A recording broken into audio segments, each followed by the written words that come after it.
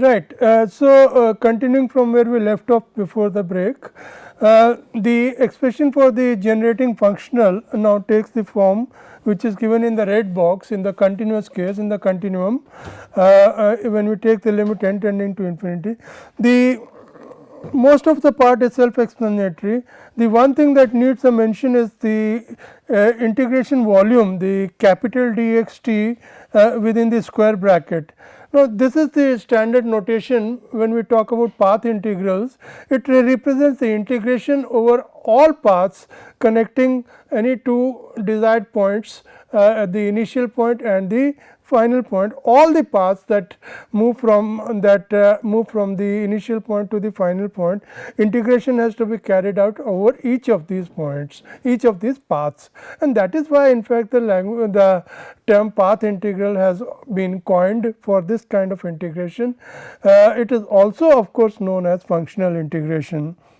So, that you can see here in the formula, d capital D x of t is equal to limit n tending to infinity, the products of dx1, dx2, d3 up to dn with n tending to infinity. So, that simply amounts to an integration over all paths connecting the 2 points under reference. Now, as in the earlier case, as in the case of discrete variable, discrete random variable, when we had the generating function and we could obtain the moment simply by differentiating. Here of course, we use the concept of functional differentiation, which is an extension of the standard calculus of standard differential calculus, a slight variant of standard differential calculus. In here we talk about differentiation of functionals, and the primary difference between the contemporary differential calculus and the Newtonian calculus, that is, and the functional calculus is this first equation that you have, delta g of s differentiated with respect to delta j of t gives you the Dirac delta function. You know, had it been Newtonian calculus, it would have given you the Kronecker delta function, the discrete delta function. However, we replace that with the Dirac delta function. Most of the other rules are same. So, the moments are obtained as earlier, except for the fact that instead of conventional differentiation we use functional differentiation. We use the functional derivatives. I shall try to incorporate some examples of functional derivative, because that forms a fundamental premise when we move on to quantum field theory in one of the next few lectures. That is what is being applied in the current context. Now, our vectors x and j were functions of an underlying variable time t. We could also have a situation where these vectors x and j, instead of being functions of time t, are functions of a vector. For example, the standard situation that we encounter in field theory is when the field is defined at every point in space time. So, the field variables then become functions of space time vectors, and that is the next level of generalization that we shall be talking about.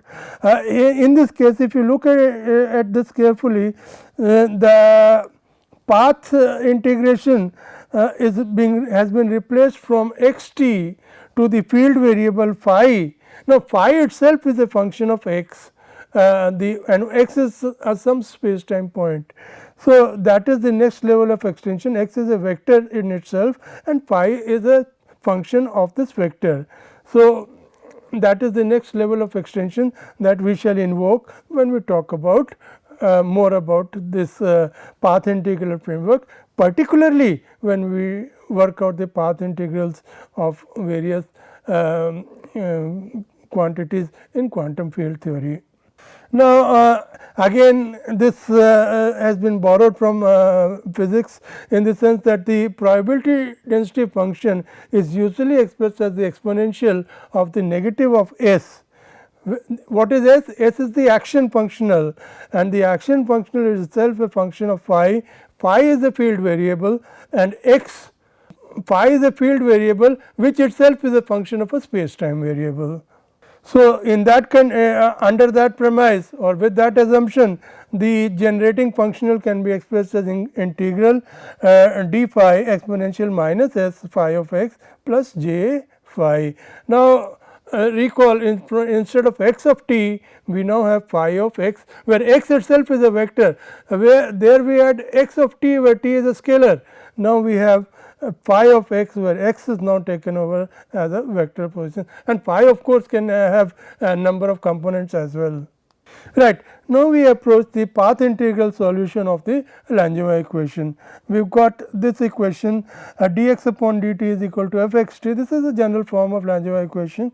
Dx upon dt is equal to f x t plus g x t eta t. Eta t is Gaussian white noise, and we have the initial condition x t 0 is equal to y. We need to solve this equation. The white noise term obeys the standard Gaussian relations. The average eta t is equal to 0 over the ensemble, and the autocorrelation functions are delta correlations, direct delta functions, they are delta correlated. Now, how do we define eta t? Well, eta t in some sense is defined as the derivative of Brownian motion with respect to time. Now, the important thing I must emphasize here is that as we discussed when we talked about Brownian motion, the zigzagging of the Brownian motion is so much that the Brownian motion is with probability 1 it is differential nowhere. However, we invoke this expression which amounts to in some sense a non-rigorous sense. Eta t represents the derivative of Brownian motion with respect to time in a very non-rigorous sense, in a very rough sense, and that is what is good enough for a lot of work which is done on which involves the use of Brownian motion. It is called white noise, Gaussian white noise.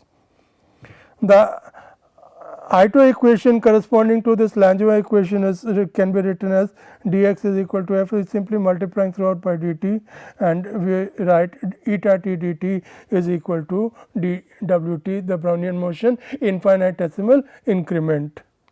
Right.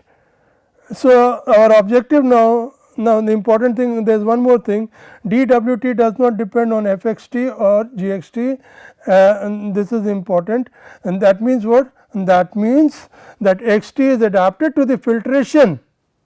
Filtration means in some sense, in a rough sense, it represents a path. Xt is adapted to the filtration generated by the noise eta t. Our objective is to arrive at an expression for xt. Right. Now, we have this initial condition x t 0 equal to y. We impose this, we assume that we use the initial condition x t 0 is equal to 0, but to incorporate this initial condition we introduce another term into the Ito equation which tantamount to this initial condition by and this is a source term which can we write it as y indicator function at t 0 of t. In other words, what is this integrator function I 1 up to t 0 at t? This takes the value 1 at t equal to t 0 and 0 elsewhere. So, when t is equal to t 0, this factor of y will automatically become a part of this equation, and when t is not equal to t 0, this will not contribute to this equation. So, this is another form of introducing this initial condition which we had which we demanded that the system need to follow. Instead of using x t 0 equal to y, we represent it in this form in the SDE. Now, we come to discretization. We moved from discretization to continuum just a few minutes back. Now, we move backwards, we discretize this stochastic differential equation. Right. So, having imposed the initial condition, we now do a discretization of the problem through time slicing. As is the usual procedure, we split up the timeline into small infinitesimal but discrete time increments, and we take the values at any arbitrary point in point on the timeline. Now it is a discrete now it comprises of discrete points, and therefore dx will be equal to the change in value over a time slice, that is equal to x j plus 1, where j is any arbitrary value between 0 and n. So, x j plus 1 minus x j, this represents dx, and similarly the other quantities are worked out. F becomes f j, the value, the initial value of the function, into dt now becomes delta t. G similar to f, it becomes g j. Now dwt, when we talk about dwt is the Brownian motion increment, and Brownian motion increment, as I mentioned when I talked about Brownian motion, can be expressed or can be represented as z under root delta t, where what is z? Z is the standard normal variate with a mean of 0 and a variance of 1. So, that is precisely what is put here. dwt is put as zj under root delta t, and the initial condition is written as y delta j 0. If j is equal to 0, then we get a contribution of y to the problem, to the equation, and if j is unequal to 0, then this term goes out. So, this represents the initial condition, the last term in the red box. Right. And now, because each time slice is of length delta t, and the total time length capital T 0 to capital T, a total time interval 0 to capital T consists of capital N such slices. So, we can write x j as x j delta t plus t 0, j delta t 0 is the initial value at start wherever the system starts between the interval 0 to t, wherever the system starts between the interval 0 to t, that is t 0, and j is the number of steps since it starts, that is from t 0, it is the number of steps, each step is of length delta t. So, the total distance is total time length is j delta t plus t 0. When you look at the, when you work out the time scale or the time length from the origin, from the t equal to 0 point. Now x 0 is equal to 0, because we have imposed the initial condition through another mechanism, we can afford to take x 0 equal to 0. We have imposed it as a separate, the initial condition has been imposed as a separate source term using an indicator function. So, as far as x is concerned, we can take x 0 equal to 0, and f j is equal to f x j, that is j delta t t 0, and similarly g j can be written as g x j j delta t comma t 0. This is we are starting at the time point t 0, we are moving j steps forward in time, the time length is, each step is of length delta t. So, the total length becomes j delta t, and because we started at t 0, the total time elapsed since t equal to 0 is t 0 plus j delta t, and the x value or the space slice at this point is taken as x j, because we are talking about the movement from x j to x j plus 1. Z j, as I mentioned, is standard normal variate with a mean of 0 and a variance of 1, and the correlation, all these Z j's, in other words Z 1, Z 2, Z 3, Z 4 are all independent, and therefore, they have a correlation of 0 if they are unequal. Of course, if Z j has a correlation of 1 with itself. Now, as we discussed earlier, x represents the vector x 1, x 2, x n, z represents the vector z 0, z 1 up to z n minus 1. Now, the PDF for the vector x, this is the most important slide here, the PDF for the vector x conditioned on z and y. What was y? Y was the initial condition, and Z is a sequence, Z is a vector. What does this vector consist of? This vector consists of Z1, Z2, Z3, and what are these Z1, Z2?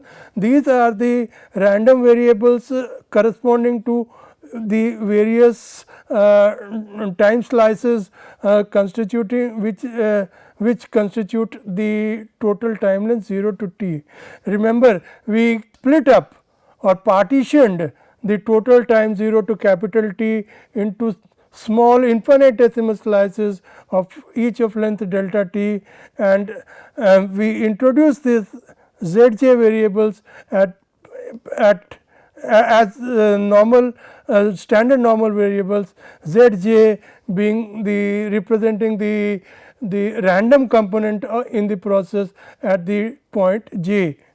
So, given certain respective values of zj, f and g, and of course, the initial condition, the delta function will enable us to impose the constraint that the system meets that requirement, the meets this stochastic differential equation, and therefore, we can write P x subject to z, z taking as values z0 taking z is a vector and z is component 0, z0, z1, z2, each of them may take different values, they may have different realizations, and the probability that x takes or probability of x taking a particular value subject to z taking a sequence of values and the initial condition y is given by the expression on the right, which is nothing but the requirement, the mandate that the system meets the system satisfies the prescribed stochastic differential equation. In other words, we can say that the probability density function, the left hand side, is given by the direct delta function constrained to the solution of the SDE. Right.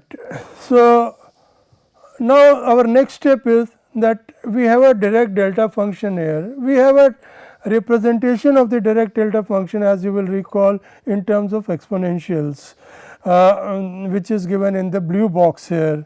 Delta theta is equal to 1 upon 2 pi integral e to the power minus I k theta d k. What we do is we express this delta function in the exponential form as given, that gives us the expression in the green box. Now, we apply the Chapman-Kolmogorov equation. Remember, what is the Chapman-Kolmogorov equation? The Chapman-Kolmogorov equation is that the probability that a system moves from a state 1 to at t equal to say 0 to a state 2 at t equal to t equal to capital T is given by the sum of the aggregate of the probabilities that the system moves from the state 1 at t equal to 0 to an intermediate state. You take a particular time slice. Let us say you take a particular time slice t equal to t by 2 or t by 4 or t by 6, whatever you take, any arbitrary but fixed time slice you take, and you construct all the two-legged paths from the origin to the desired finishing point, and then you sum up the probabilities over all these two-legged paths, and that gives you the probability of the system moving from 1 to 2. So, recall when we talked about the case of the double slit experiment, we had an additional requirement that we had summation not only over all two-legged paths, summation over all any legged paths. So, summation was at two levels. Number 1, two-legged paths, that means one screen, and then summation over infinite number of screens, and that obviously amounted to the system travelling through vacuum. Now, here it is slightly different. Here it is in a sense it is a subset of that. We are talking about one screen, you are talking about one partition, one particular time slice, and you talk about all possible paths from from the say t equal to 1 to that particular time slice, and then from there to the desired or to the wanted outcome say t equal to 2. And you work out all the probabilities over all such possible paths, two-legged paths, this to this, right. So, that is what this equation represents, precisely what this equation represents. P x subject to y is equal to P x subject to z into probability of z happening, and integrated over, that means all possible paths. This is the Gaussian PDF. So, this is quite familiar issue. Right. So, let us before we continue, a quick recap of what we have done so far. Firstly, we have introduced the initial condition in a different form by using the indicator function, and that has enabled us to rescale the initial condition x t 0 equal to 0 by adding another source term to the STE. Then we considered discretization of the timeline, and while considering the discretization of the timeline, just let me go back to that slide. Yes, here it is. So, we have discretized the timeline into the partitions, discrete partition, discrete time points, each of length delta t, and obviously the continuum and this discrete version of the timeline correspond to each other by the limit delta t tending to 0 or the number of partitions tending to infinity. Now, when we do the discretization, we make certain substitutions here. For example, we may substitute x j delta t plus t 0 goes to x j, x 0 equal to 0 I can take now because of the additional source term that I have introduced in the Langevin equation. F x j delta t plus t 0 is equal to f t, that means I am now expressing this in terms of the expressing the function f in terms of its value at a particular point on the lattice, on the discrete lattice, that is I have substituted for the continuum timeline. Similarly, for the g function we do the substitution, and we also introduce the discrete random variables representing the randomness at the various points on the lattice. They form a vector, and the components of the vector represent the random variables at various time slices. The important point that I may want to make here is that the Ito convention is followed here. You see, when we talk about Newtonian differentiation, it really does not matter at what point we take the dependent variable in the infinitesimal interval. Suppose we are integrating f x dx, then it is simply a sum across partitions. We discretize that integral, convert into a summation, and then when we take one particular layer of that summation, when we take one particular layer of that summation, for example, if I have this random variable, these are my coordinate axes. If I take any particular layer of the summation, then we assume that the variation in the function f x across this small time slice or small slice of x is very small. It is almost a horizontal line, a straight line, and therefore, at what point along this particular time slice of x we take the value of f x makes no difference, because it is assumed to be constant over this interval x and x plus dx. Now, however, when we talk about Brownian motion or when we talk about random variables or stochastic processes, that is not the case.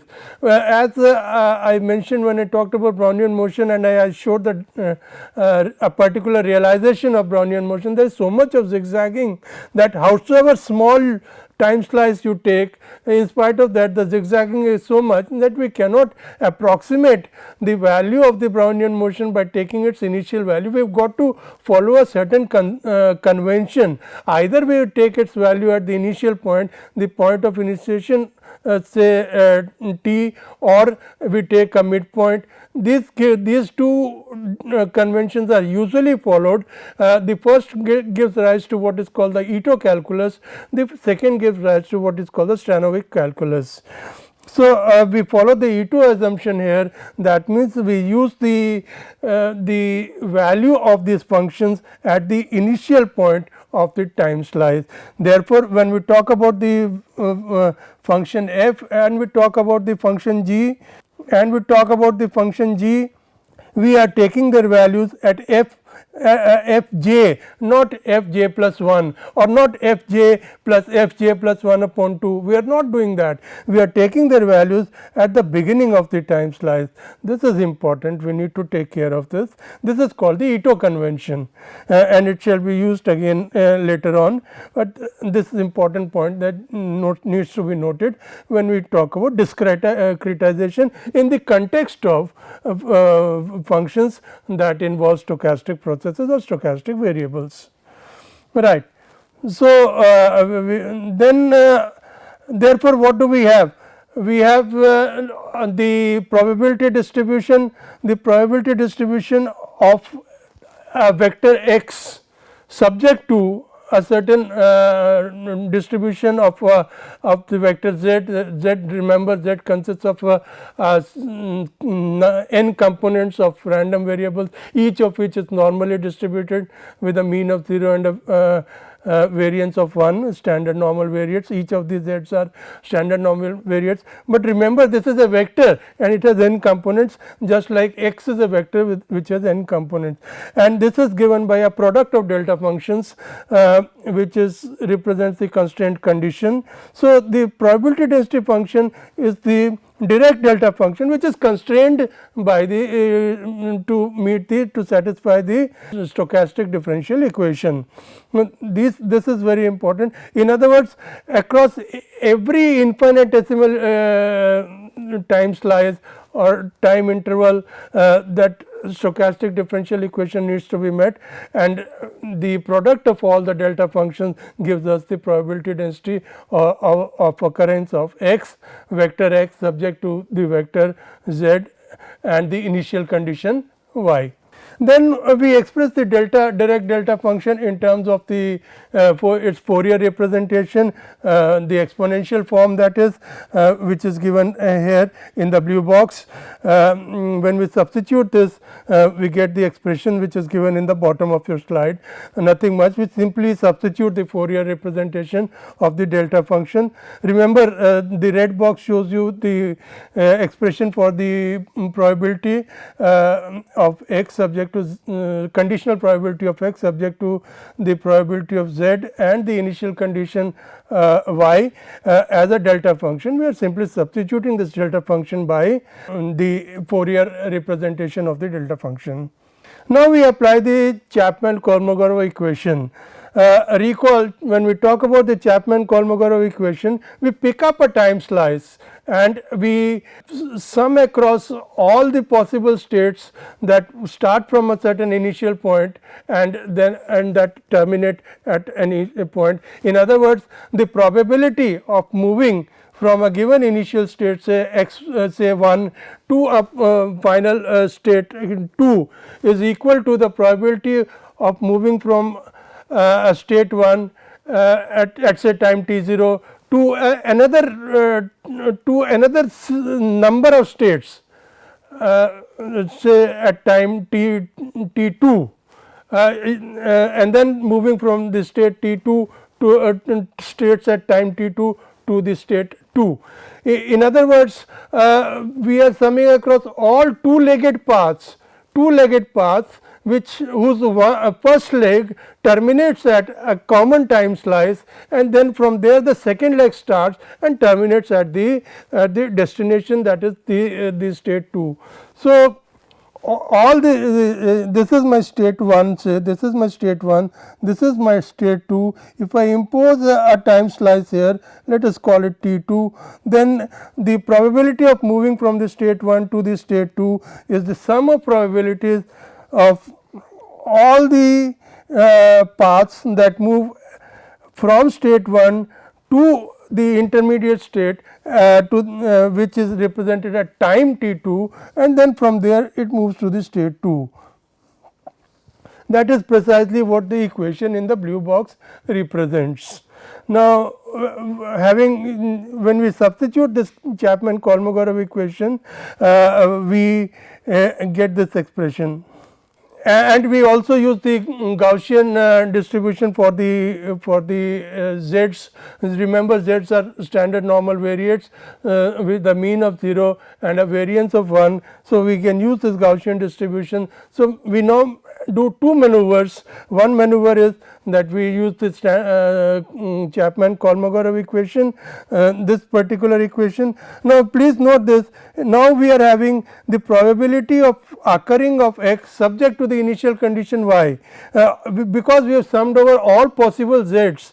Therefore, now we have the on the left hand side we have the probability of occurrence of x subject to the initial condition y, and there is no mention of z because z is being summed over. In other words, we are summing over all possible values of z.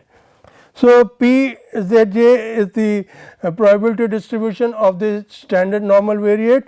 These two things, when we substitute in our first equation, in our expression for the probability P x subject to z y, we make use of the Chapman-Kolmogorov equation, we make use of the standard probability distribution for the normal variates z's, we arrive at this expression for the probability of occurrence of x subject to the initial condition y, probability of occurrence of x subject to the initial condition y. This is what we have. The last equation on the slides gives you this particular expression. Now we perform the Gaussian integral.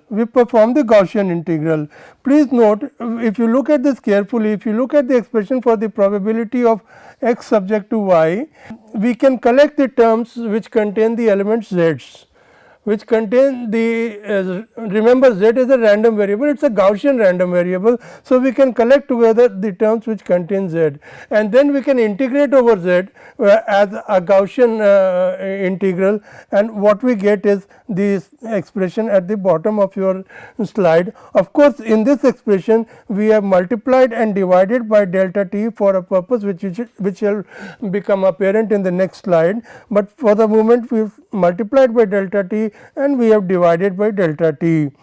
So, then when we take the limits delta t tending to 0, n tending to infinity, retaining capital T equal to n delta t, what we get is the expression on the equation on the bottom of your slide, from the expression which is at the top of your slide, which is carried forward from the previous slide. You can now observe here that x j plus 1 minus x j upon delta t is nothing but the rate of change of x across delta t, and that is therefore being replaced by x dot.